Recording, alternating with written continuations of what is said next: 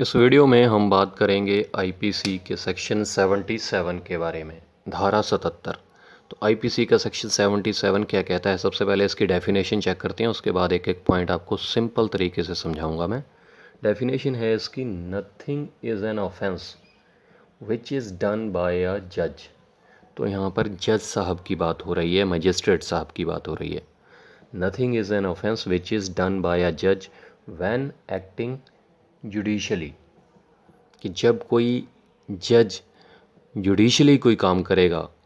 तो उसको ऑफेंस नहीं माना जाएगा। आगे और डेफिनेशन क्या कहती है, in the exercise of any power which is और which in good faith he believes to be given to him by law. तो आईपीसी का सेक्शन 77 जो है वो ये कहता है कि सबसे पहले तो ये पॉइंट इसमें है कि ये कोई भी काम जो है वो किसी जज के द्वारा होना चाहिए। जज साहब के द्वारा अगर कोई काम होता है उसकी बात की जा रही है यहाँ पर, मैजिस्ट्रेट के द्वारा। तो जज साहब अगर कोई काम करते हैं उस टाइम जब वो जुडिशली एक्टिंग कर रहे हैं, मतलब कोई काम कर रहे हैं वो जुडिशली। देखिए, एक जो जज होता है वो दो तरीके से काम कर सकता है, एक तो जुडिशली कर सकता है और एक एडमिनिस्ट्रेटिवली कर सकता है। जुडिशली काम करने में और एडमिनिस्ट्रेटिवली काम करने में क्या डिफरेंस होता है, मैं आपको समझाता हूँ। जुडिशली तब माना जाएगा जब जज साहब अपनी जज साहब की कुर्सी पर बैठकर, अपनी कोर्ट में बैठकर किसी केस की सुनवाई सुन रहे हों, या कोई ऑर्डर पास कर रहे हों, या कोई जजमेंट दे रहे हों, फैसला दे रहे हों, या किसी केस की सुनवाई सुन रहे हों, तो उस टाइम माना जाएगा कि वो जुडिशली एक्ट कर रहे हैं। एडमिनिस्ट्रेटिवली कोई जज कब एक्ट करता है, जब मान के चलिए अपने रिटायरिंग रूम में या अपने चैम्बर में बैठकर, जब वो कोर्ट में नहीं बैठे हैं, कोर्ट के साथ जो उनका साथ में रूम होता है आराम करने के लिए, या कोई अपने स्टाफ से बात करने के लिए, अपने स्टाफ को कोई निर्देश दे रहे हैं, ऑर्डर दे रहे हैं, या कोई ऐसा ऑर्डर पास कर रहे हैं कोई कोर्ट से रिलेटेड, जैसे कोई पार्किंग के लिए कोई उन्होंने टाइमिंग फिक्स कर दी है, या वकीलों की पार्किंग यहाँ पर होगी, ऐसा कोई नोटिस जारी कर रहे हैं कि जजेस की पार्किंग यहाँ पर होगी, स्टाफ की पार्किंग यहाँ पर होगी, मतलब कोई एडमिनिस्ट्रेटिवली कोई ऑर्डर पास कर रहे हैं या अपने स्टाफ को कोई निर्देश दे रहे हैं, तो उसको माना जाएगा कि वो एडमिनिस्ट्रेटिवली काम कर रहा है कोई जज। जुडिशली कब एक्ट करते हैं, जब वो अपनी जज साहब की कुर्सी में बैठ के कोर्ट में किसी केस की सुनवाई सुनते हैं, या कोई ऑर्डर पास करते हैं, जो कोई फैसला सुनाते हैं, तब वो जुडिशली एक्ट करते हैं। तो यहाँ पर आपको क्लियर हो गया है। तो nothing is an offence which is done by a जज व्हेन एक्टिंग जुडिशली, जब कोई जज जुडिशली एक्ट कर रहा है तो उसको ऑफेंस नहीं माना जाएगा। जब कोई अपनी पावर का इस्तेमाल करके किसी को कोई फ़ैसला सुनाते हैं जो कानून के द्वारा उनको पावर दी गई है, जैसे मान के चलिए उनको कोई कोई फ़ैसला वो सुनाते हैं और उनको लगता है कि इस अपराधी ने अपराध किया है और यहाँ पर इसको इतने साल की सज़ा सुनाई जा सकती है, तो अगर वो किसी को सज़ा सुनाते हैं जज साहब, तो उसको ऑफेंस नहीं माना जाएगा, क्योंकि वो जुडिशली एक्ट कर रहे हैं और कानून के द्वारा उनको ये पावर मिली हुई है कि वो सज़ा सुना सकते हैं या किसी को बरी कर सकते हैं, रिहा कर सकते हैं, तो उसको अपराध नहीं माना जाएगा। कब नहीं माना जाएगा, जब उसको उनको ये जो पावर कानून के द्वारा दी गई है उसका इस्तेमाल कर रहे हैं। लास्ट लाइन देखिए, और which in good faith he believes to be given to him by law,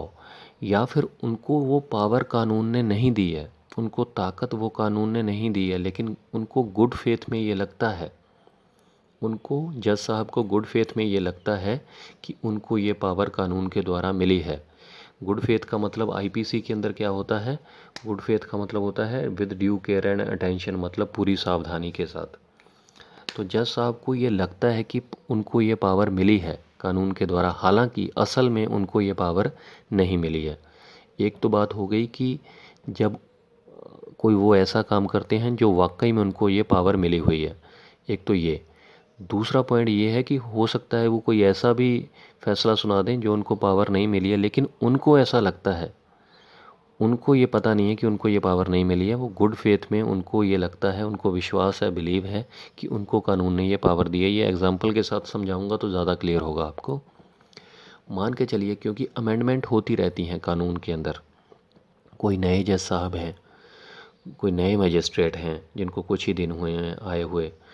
तो वो कोई ऐसा फ़ैसला सुना देते हैं जिसमें सुप्रीम कोर्ट की कोई डायरेक्शंस थी पुरानी, जो बाद में बदल दी गई, लेकिन जो बदलाव आया वो नए जज साहब को नहीं पता, वो नहीं मालूम, या वो 2-4 दिन पहले ही वो बदलाव आया है और उन जज साहब को वो पुरानी डायरेक्शंस का पता है, तो वो पुरानी डायरेक्शंस के मद्देनज़र ही अगर किसी को सज़ा सुना देते हैं या कोई फ़ैसला कर देते हैं, हालांकि वो जो कानून है जिसके मद्देनज़र, जिसके तहत वो कोई ऑर्डर पास कर देते हैं, वो बदल चुका है, लेकिन वो उसको बदले हुए हालांकि 1 या 2 दिन ही हुए हैं और उनको पता नहीं है, मजिस्ट्रेट साहब को, उनको लगता है कि उनके पास ये पावर है कि वो ऐसा फ़ैसला कर सकते हैं या ऐसा ऑर्डर कर सकते हैं, हालांकि असल में उनके पास ये पावर नहीं है। तो उसके तहत अगर वो कोई ऑर्डर पास करते हैं, कोई आदेश पास करते हैं, तो उसको ऑफेंस नहीं माना जाएगा, अपराध नहीं माना जाएगा, क्योंकि जज साहब ने जानबूझकर ऐसा नहीं किया है, बल्कि उनको लगता है गुड फेथ में, पूरी सावधानी के साथ उनको लगता है कि जो मैं फ़ैसला कर रहा हूँ वो सही कर रहा हूँ, क्योंकि मुझे कानून ने ये पावर दी है। हालांकि वो कानून बदल चुका है, अब उनके पास वो ऐसी पावर नहीं है। तो ये समझने वाली बात है। तो इसमें यही समझाया गया है आईपीसी के सेक्शन 77 के अंदर कौन कौन से पॉइंट मेन हैं। एक तो जो एक्ट है वो कोई जज कर रहा है, और कब कर रहा है, जब वो जज वो एक्ट जुडिशली एक्ट कर रहा है, मतलब अपनी कोर्ट में बैठ के, अपनी चेयर पे बैठ के कोई ना कोई किसी केस की सुनवाई सुन रहे हैं, जैसा कोई फ़ैसला कर रहे हैं या कोई ऑर्डर पास कर रहे हैं, और जो कानून के द्वारा उनको पावर मिली हुई है उसका इस्तेमाल कर रहे हैं, या उनको लगता है कि उनको कानून ने ये पावर दी है। तो तब कोई भी एक्ट अगर वो करते हैं कानून के दायरे के अंदर, तो उसको अपराध नहीं माना जाएगा, ऑफेंस नहीं माना जाएगा। उम्मीद करता हूँ आपको क्लियर हो गया होगा आईपीसी का सेक्शन 77। अगर कोई कन्फ्यूजन रह गई हो तो प्लीज़ कमेंट करके ज़रूर पूछिएगा।